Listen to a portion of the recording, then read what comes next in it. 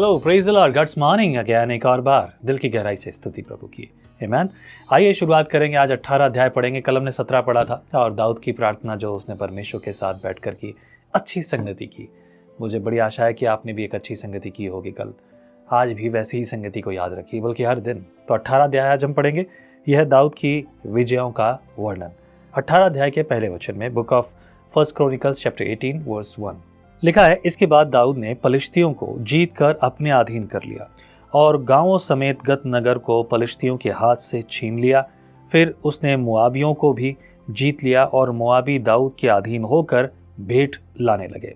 मतलब मुआबियों को भी उसने अपने अधीन कर लिया। उसके बाद फिर तीसरे पद में इस प्रकार से लिखा है, फिर जब सोबा का राजा हैदरेजेर परात महानद के पास अपना राज्य स्थिर करने को जा रहा था, तब दाऊद ने उसको हमाद के पास जीत लिया।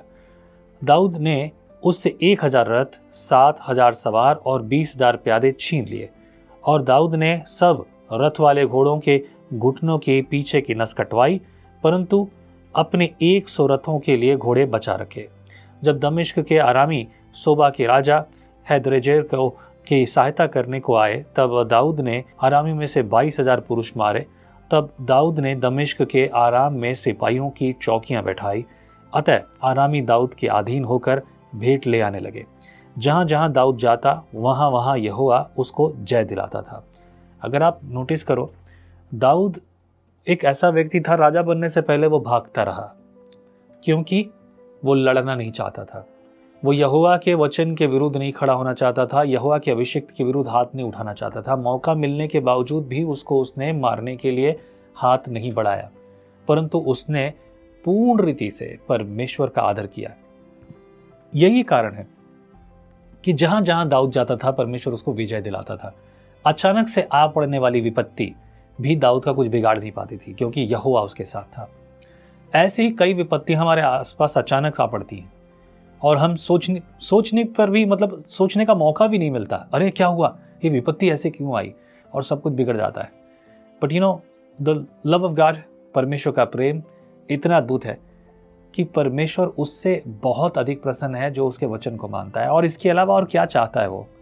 अगर हम अपनी अभिलाषाओं को छोड़ दें तो आसान होगा परमेश्वर की इच्छा पर चलना। दाऊद तो चलता था और इसीलिए तो हम पढ़ते और सीखते हैं। इसके बाद इस प्रकार से 7 पद में लिखा है, वर्स 7, हैदरेजेर के कर्मचारियों के पास सोने की जो ढालें थी उन्हें दाऊद लेकर यरूशलेम को आया और हैदरेजेर के तीबत और कून नामक नगरों से दाऊद बहुत सा पीतल ले आया और उसी से सुलेमान ने पीतल के हौद और खंभों और पीतल के पात्रों को बनवाया।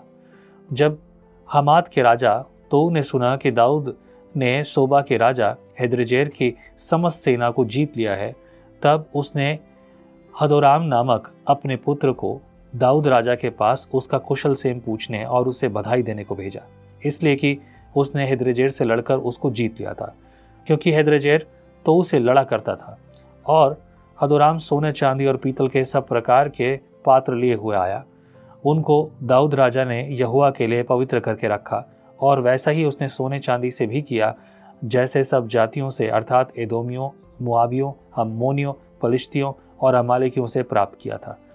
फिर सरूया के पुत्र अभिषे ने नमक की तराई में 18,000 एदोमियों को मार दिया। तब उसने एदोम में सिपाहियों की चौकियां बैठाई और सब एदोमी दाऊद के अधीन हो गए। दाऊद जहां जहां जाता था वहां वहां यहोवा उसको जय दिलाता था। One more time it is mention here, Daud जहां जहां जाता था वहां वहां परमेश्वर उसको जय दिलाता था।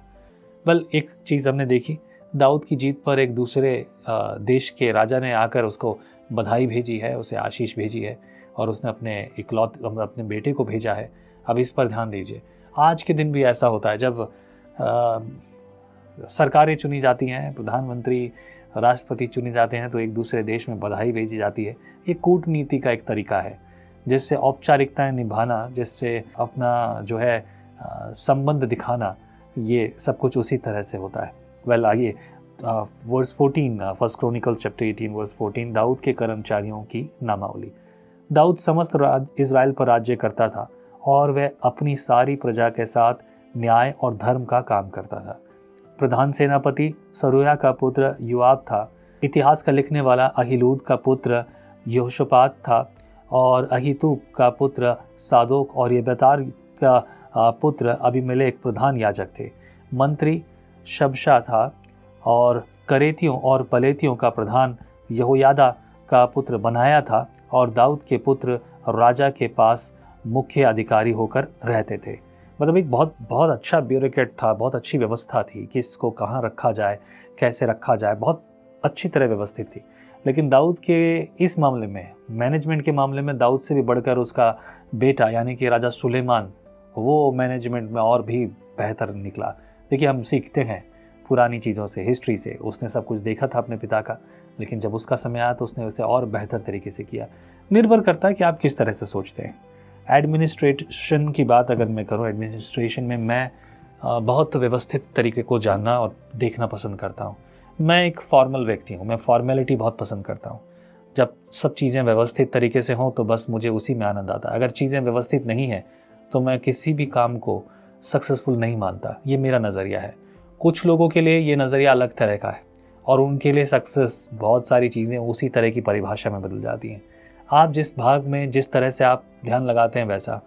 क्यों है कि कुछ लोगों को खाना बनाने में बहुत मज़ा आता है, क्योंकि वो खाने को एंजॉय करना जानते हैं, वो खाने का स्वाद जानते हैं और खाना किस तरह का होना चाहिए इसके बारे में उनको स्पेशल एक्सपीरियंस है, या जानते हैं या चाहते हैं, उनके अंदर से ये टैलेंट है। इसीलिए वो बेहतरीन खाना बनाने वाले बनते हैं। क्या कहेंगे? कुक कहेंगे, राइट? सो इसीलिए जो जिस तरह से तैयार है वो उसी रीति से उस समयों में बेहतर उत्तम काम करेगा। ऐसे कई सारे राजा हुए, राजा बन गए, बस हुआ, लेकिन उनको कुछ पता नहीं क्या राज्य करना है। लेकिन कुछ ऐसे भी राजा हुए जिन्होंने हर चीज़ बेहतर उत्तम तरीके से की। दाऊद का और सुलेमान का एग्जाम्पल हम ले सकते हैं और यहाँ कई और राजा भी हैं। पर सवाल यह है, क्या हम यहोवा के साथ वैसे चलते हैं जिसके लिए परमेश्वर जहाँ जहाँ जाए उसे वहाँ विजय दिलाए? आपके भी रोजाना के कई युद्ध हैं। इन युद्धों में आपको विजय चाहिए और विजय प्रभु मसीह के नाम से आएगी। कई बार मुझे लोग अपनी प्रेयर रिक्वेस्ट भेजते हैं, ये प्रॉब्लम है, वो प्रॉब्लम है। मैंने कहा प्रॉब्लम ये नहीं है, प्रॉब्लम ये कि आप इस बात को समझ नहीं रहे। ये प्रॉब्लम नहीं है, ये आपके लिए अपॉर्चुनिटीज़ हैं। बस नज़रिया बदल दीजिए। यही पवित्र शास्त्र वचन हमें सिखाता है, हमारा नज़रिया बदल जाए। अब तक हमारे पास वो नज़रिया था जो संसार का था, जिसमें हम रहते थे, पर अब वो नहीं होना चाहिए। फिर देखो, ज़िंदगी आसान हो जाएगी। प्रभु हमारे लिए करेगा।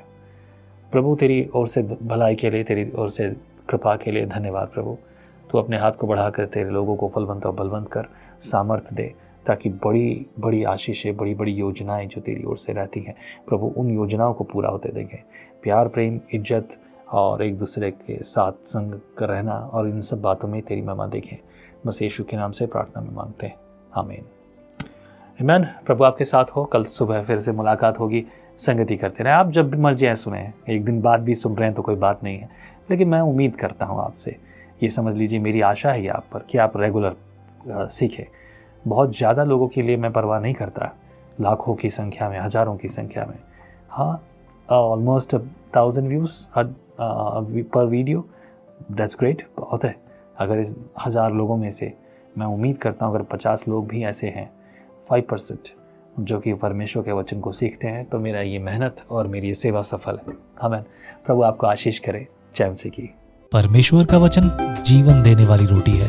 आओ हम इस जीवन देने वाली रोटी का और मजा लें विजनरी टीवी पर। हम हमेशा सोचते हैं कि शायद मैं भी बाइबल कॉलेज जाकर बाइबल को अच्छे से सीखता, पर अब आपके लिए है visionary TV, deep Hindi Bible study के लिए।